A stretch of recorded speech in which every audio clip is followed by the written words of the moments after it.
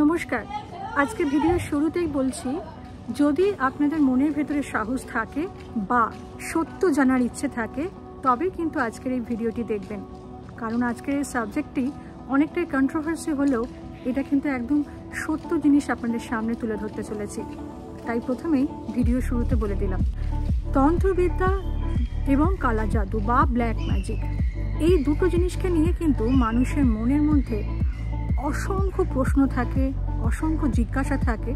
অনেকে আবার কালা জাদুর সঙ্গে তন্ত্রবিদ্যাকে গুলিয়ে ফেলে, বা তন্ত্রবিদ্যা মানেই যে সেটা ভয়ঙ্কর এবং তান্ত্রিক মানেই যে সেটা খারাপ, সেটাকেই অনেকে মনে করে।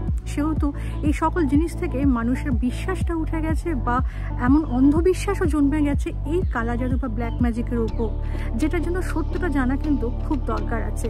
তন্ত্রবিদ্যা বা কালা জাদুকে আদৌ একই জিনিস, নাকি কালা জাদুই তন্ত্রবিদ্যা বা তন্ত্রবিদ্যাও কালা জাদুই কাজে আসে? আজকে ভিডিও থেকে কিন্তু আমরা সমস্ত কিছু জানবো।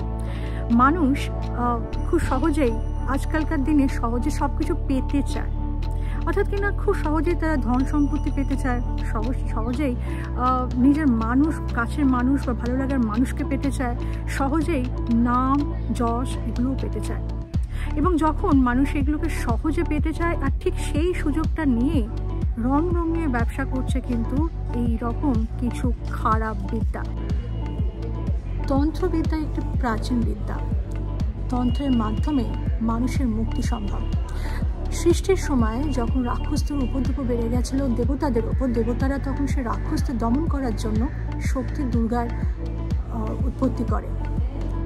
সেই শক্তি বা দুর্গা কালী রূপে সকল রাক্ষসদেরকে দমন করে।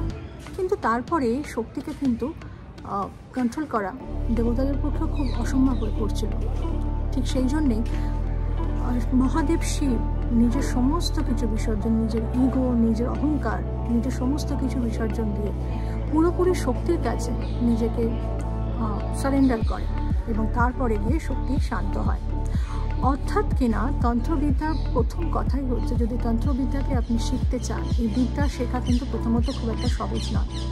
যিনি শিখতে চাইবেন তাকে সমস্ত কিছু, নিজের আমিত্বটা, নিজের অহংকার বোধ, নিজের সমস্ত কিছু বিসর্জন দিয়ে এই বিদ্যাটিকে শিখতে হবে।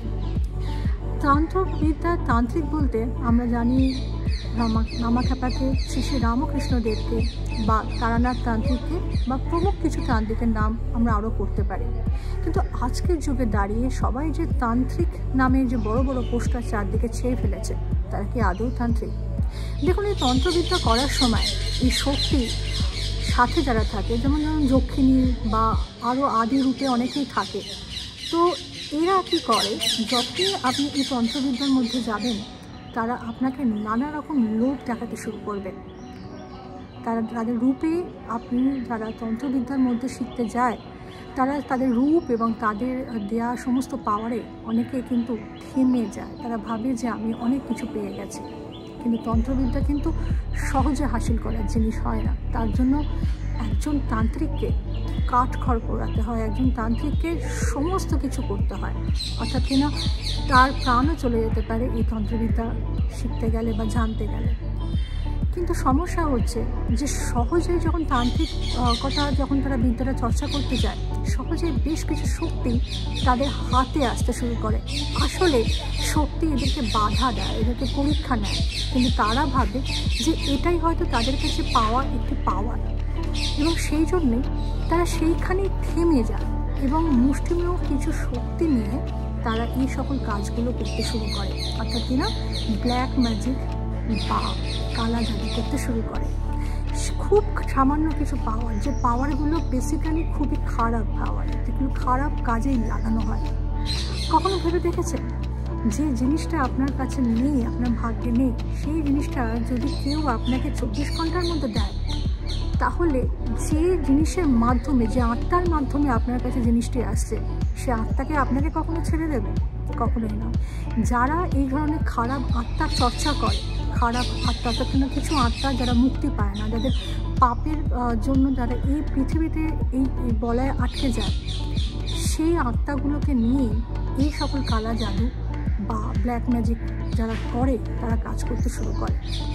আত্মাগুলো অ্যাকচুয়ালি তান্ত্রিকদের কাছে আসে মুক্তির জন্য, আর ঠিক সেই সময় কাজে লাগাতে শুরু করে এই তান্ত্রিকরা। সত্যিকারের তান্ত্রিকরা এদেরকে মুক্তি দেয়, আর খারাপ তান্ত্রিকরা এদেরকে দিয়ে খারাপ কাজ করায়। এর ফলস্বরূপ এটাই হয় যে তারা একটা সময়ের পর এই ধরনের খারাপ তান্ত্রিকদের এবং তাদেরকে যে কাজে লাগানো হয় সেই সকল মানুষদের ওপর ব্যাকফায়ার করে। অর্থাৎ কিনা যে কাজটার জন্য আপনি তাদেরকে ইউজ করেছেন, তারা সেই কাজটা আপনার জীবনে একদমভাবে নষ্ট করে দেয়। সাপোজ ধরুন আপনি খুব সহজে যশ পাওয়ার জন্য যে আত্মাকে কাজে লাগিয়েছেন এই তান্ত্রিকের মাধ্যমে, সেই আত্মাই যখন মুক্তি পায় না, তখন আপনাকে একদম পথের ভিখারি বানিয়ে দিতে তার 2 মিনিট সময় লাগে না, এবং তান্ত্রিকের জীবন নিতেও তার 2 মিনিট সময় লাগে না। সাথে আমি এটাও বলবো, এই ধরনের খারাপ জিনিস অর্থাৎ ব্ল্যাক ম্যাজিক বা তান্ত্রিকদের কাছ থেকে বা সহজেই কোনো কিছু পাওয়ার হাত থেকে নিজেদেরকে অবশ্যই সরিয়ে রাখুন। কারণ এই জিনিসগুলো আপনাদের সহজে পাওয়া জিনিসগুলো আপনার মনে তো হচ্ছে যে আপনি পেয়ে যাবেন, কিন্তু সেটি ভবিষ্যতে যে কত বড় আকার ধারণ করতে পারে সেইটা আপনার কোনো ধারণা নেই। কারণ কোনো জিনিস হঠাৎ করে আপনি আকর্ষণ করতে পারেন না। যদি জীবনে কোনো কিছু চান, তার জন্য অবশ্যই আপনাকে সেই পরিমাণে এফর্ট দিতে হবে, সেই পরিমাণে কর্ম করতে হবে। ভালো গুরুকে আপনারা সমর্পণ করুন নিজেকে, সেই গুরুর আন্ডারে যান, সেই মতো দীক্ষা নিন এবং নিজেকে ভালো পথে এগিয়ে নিয়ে যান। আপনার যেটা চাইছেন জীবিকা নিশ্চয়ই সেটি পাবেন। বিদ্যা শক্তির আরাধনা, যে শক্তির আরাধনা করে শিব পেয়েছিল তার শক্তিকে অর্থাৎ পার্বতীকে, যে শক্তির আরাধনা করে কৃষ্ণ পেয়েছিল রাধাকে। সমস্ত তান্ত্রিক মানেই কিন্তু শক্তি আরাধনা, মানে লাল পোশাক, গেরুয়াধারী কিংবা গলায় বড় বড় রুদ্রাক্ষের মালা, মানে কিন্তু তিনি শক্তি আরাধনা করছেন বা তিনি তান্ত্রিক হয়ে গেছেন, বা তার মধ্যে অনেক পাণ্ডিত্য রয়েছে বা তার মধ্যে অনেক বিদ্যা রয়েছে, এটা কিন্তু একদমই নয়। অতএব এই জিনিসটা যখনই আপনি যাবেন, তার আগে আপনাকে জানতে হবে কোনটা ঠিক কোনটা ভুল এবং সত্যি তন্ত্রবিদ্যার মানেটা কি। প্রথমত তন্ত্রবিদ্যা যারা করে তারা কখনোই এই সমাজ সম্মুখে আসে না, তাদেরকে খুঁজে পাওয়া খুবই দুর্লভ ব্যাপার। আর যারা এত বড় বড় পোস্টার দিয়ে চারদিকে মার্কেটিং করে আপনার সামনে আসছে, তারা সম্পূর্ণরূপে কালা জাদু বা ব্ল্যাক ম্যাজিকের কাজ করছে, যেটি আপনাকে খুব সহজে কোনো কিছু পাইয়ে দিলেও সেটা কিন্তু ভবিষ্যতে আপনার ক্ষেত্রে মারাত্মক হতে পারে। আশা করি আজকের এই ভিডিও থেকে আপনাদের কাছে এই যে একটা মিসকনসেপশন ছিল আপনাদের মনের মধ্যে, সেটা বেশ কিছুটা হলেও আমি দূর করতে পেরেছি। তো ভিডিওটি কেমন লাগলো আমাকে জানাবেন। প্রথমবার আমার চ্যানেল দেখলে সাবস্ক্রাইব করতে ভুলবেন না, লাইক করতে ভুলবেন না, কমেন্ট করতে ভুলবেন না। সবাই খুব ভালো থাকুন। আমি আজকে আসি, আবার দেখা হবে। নমস্কার।